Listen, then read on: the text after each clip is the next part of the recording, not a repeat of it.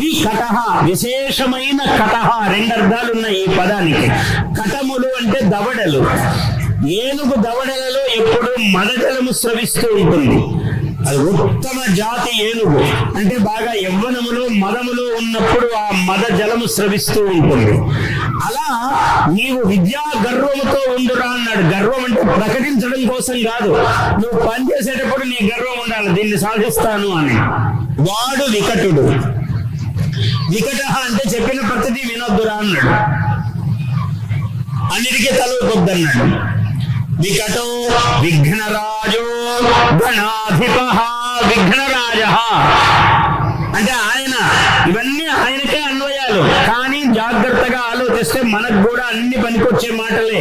విఘ్నరాజ అంటే ఏ విఘ్నం వచ్చినా రాజు దేన్నైనా జయిస్తాడు. విఘ్నం వస్తే కూడా జయించాలి. శ్రేయాంసి బహు విఘ్నాని అన్నాడు. ఎన్ని ఏళ్ళు కష్టపడితే, ఎంతమంది తపిస్తే, ఎంతమంది రాత్రింపగళ్ళు పరిశోధనలు చేస్తే ఇవాళ చంద్రయాన్ 3 దాకా వచ్చాం మనం.